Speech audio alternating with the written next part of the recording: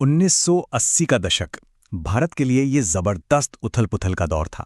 देश के सामने एक साथ कई मोर्चों पर चुनौतियां थीं, सामाजिक, राजनीतिक और हाँ, सुरक्षा से जुड़ी हुई भी।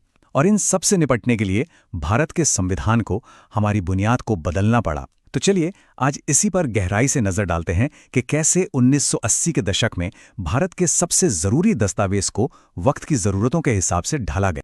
तो सवाल यही है कि एक ऐसा दस्तावेज जो देश की नींव है, वो उस दौर की मुश्किल मांगों पर खरा कैसे उतरा।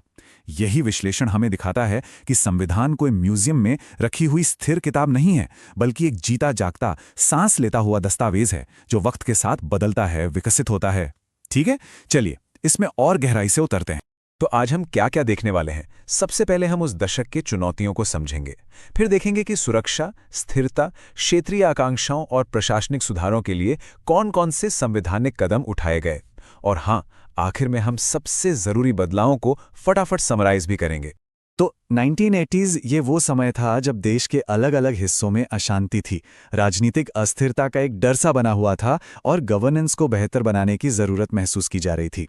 और इन्हीं सब वजहों ने संविधान में कई बड़े बदलावों की नींव रखी। चलिए सबसे पहले और सबसे जरूरी विषय से शुरू करते हैं, सिक्योरिटी और स्टेबिलिटी। इस दशक में हुए कई संशोधनों का एक ही मकसद था, देश की सुरक्षा को मजबूत करना और राजनीतिक सिस्टम में स्थिरता लाना।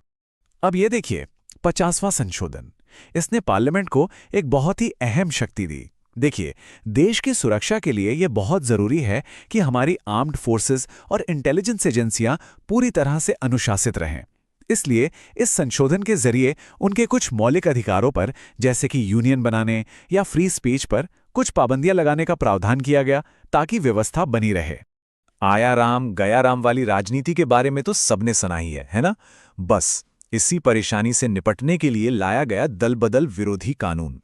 इसका मतलब सीधा सा था कि अगर कोई चुना हुआ नेता अपनी पार्टी छोड़कर दूसरी में जाता है तो उसकी सदस्यता ही चली जाएगी।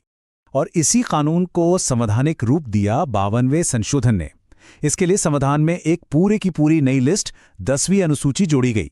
तो यहां सबसे अहम बात यह है कि इसका एक ही लक्ष्य था, सरकारों को बार बार गिरने से बचाना और पॉलिटिकल स्टेबिलिटी बनाए रखना। ये एक लैंडमार्क बदलाव था। उस दौर में पंजाब एक बहुत मुश्किल सुरक्षा संकट से गुजर रहा था। आतंकवाद से निपटने के लिए कुछ असाधारण उपायों की जरूरत थी। 59वां संशोधन उसी का एक सीधा जवाब था, जिसने केंद्र सरकार को खास परिस्थितियों में पंजाब में इमरजेंसी लगाने की शक्ति दी। अब सुरक्षा से आगे बढ़कर बात करते हैं क्षेत्रीय मांगों और सामाजिक न्याय की। भारत जैसे विविधता से भरे देश में अलग अलग इलाकों की अपनी पहचान होती है, अपनी जरूरतें होती हैं। इस दशक में संविधान ने इन आवाज़ों को सुना और उन्हें साथ लेकर चलने के लिए कई अहम कदम उठाए। ये स्लाइड बहुत ही शानदार तरीके से दिखाती है कि हमारा संविधान कितना फ्लेक्सिबल है। देखिए, एक तरफ 51वें संशोधन से नॉर्थ ईस्ट के राज्यों में जनजातियों को राजनीतिक प्रतिनिधित्व दिया गया, वहीं मिजोरम और अरुणाचल प्रदेश को आर्टिकल 371 के तहत स्पेशल स्टेटस देके उनकी यूनिक आइडेंटिटी को सम्मान दिया गया, और फिर 56वें संशोधन ने गोवा को पूर्ण राज्य का दर्जा दे दिया। सामाजिक न्याय यानी सोशल जस्टिस हमारे संविधान के कोर प्रिंसिपल्स में से एक रहा है। इसी दिशा में 57वां संशोधन एक और बड़ा कदम था। इसने एससी और एसटी समुदायों के लिए विधायिका में आरक्षण की व्यवस्था को अगले 10 सालों के लिए और बढ़ा दिया, ताकि ये पक्का हो सके कि हाशिए पर मौजूद समुदायों की आवाज भी पॉलिसी मेकिंग में सुनी जाए। चलिए अब आते हैं हमारे आखिरी टॉपिक पर, एडमिनिस्ट्रेशन और गवर्नेंस में सुधार। कभी कभी बड़े बड़े बदलावों के साथ साथ सिस्टम को स्मूथली चलाने के लिए छोटे मोटे लेकिन बहुत जरूरी सुधार भी करने पड़ते हैं। ये एक बहुत ही प्रैक्टिकल सुधार था, मतलब जमीनी हकीकत से जुड़ा हुआ। वक्त के साथ बढ़ती महंगाई को देखते हुए ये जरूरी था कि देश के सर्वोच्च पदों पर बैठे लोगों और जजों की सैलरी में भी सुधार किया जाए। 54वां संशोधन बस इसी जरूरत को पूरा करने के लिए लाया गया था। भाषा किसी भी देश की पहचान का एक बहुत ही अहम हिस्सा होती है। 58वां संशोधन इसी दिशा में एक बड़ा कदम था। इसके तहत संविधान के हिंदी ट्रांसलेशन को ऑफिशियल स्टेटस दिया गया। इसका मतलब ये था कि अब हिंदी वाला वर्जन भी उतना ही कानूनी तौर पर मान्य होगा जितना कि अंग्रेजी वाला। अब जरा राज्यों की फाइनेंशियल हेल्थ की बात करते हैं। राज्यों को अपनी आय बढ़ाने के लिए और ज्यादा संसाधनों की जरूरत थी। 60वां संशोधन इसी जरूरत को ध्यान में रखकर किया गया, जिसने प्रोफेशनल टैक्स की लिमिट को बढ़ा दिया। जरा सोचकर देखिए, इस संशोधन से पहले कोई भी राज्य किसी भी व्यक्ति पर एक साल में ज्यादा से ज्यादा सिर्फ 250 रुपए का प्रोफेशनल टैक्स लगा सकता था।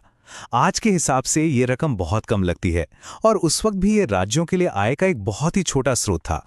और इस संशोधन ने इस लिमिट को सीधा 10 गुना बढ़ा गया, 250 रुपए से बढ़ाकर 2500 रुपए।